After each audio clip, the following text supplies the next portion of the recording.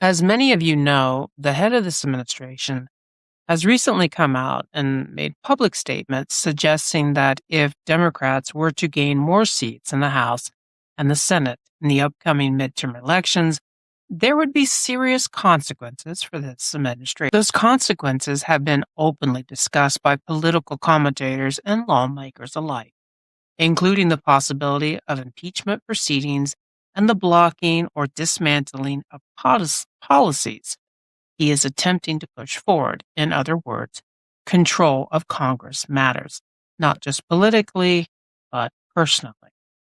Against that backdrop, it's not surprising that we are now hearing a very different kind of rhetoric about elections themselves. In a recent appearance, the head of this administration stood in front of a group of lawmakers, all of them Republicans, and spoke about the idea of federalizing state elections. The suggestion was framed as a matter of control and security, but the timing of the statement matters. It came as polling continues to show vulnerability going into the midterms and as concerns about losing legislative protection are growing louder within his party. This is not a casual or abstract proposal. Federalizing elections would represent a fundamental shift in how voting power is administered in the United States. And while this idea is being presented as a safeguard, it raises serious constitutional questions, particularly when it is paired with a history of gerrymandering, vote suppression efforts, and repeated attempts to undermine election outcomes that do not favor one party. What makes this moment especially important is that these comments were not made in isolation. They were made alongside allies in a highly partisan setting.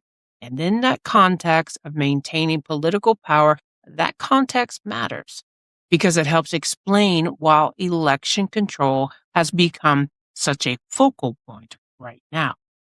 Article 1, Section 4 of the United States Constitution is often referred to as the Election Clause. It establishes that states are responsible for the times, places, and the manner of holding federal elections while also granting Congress the authority to alter those rules. That balance was intentional and was designed to prevent any single entity from consolidating control over elections in a way that undermines representation or accountability. Today's sources come from Trump doubles down on calls to nationalize voting as congressional leaders balk, Fox News. Trump wants to nationalize the voting. Local News Live. Trump doubles down on suggestive federal government getting involved in state elections. abcnews.go.com. Three big questions surrounding President Trump's suggestions that Republicans take over the voting in at least 15 places. Verdict.justia.com. Article 1, Section 4 Clause, Election Clause, Constitution.congress.gov. Congress and the election law.cornell.edu. Thank you for listening.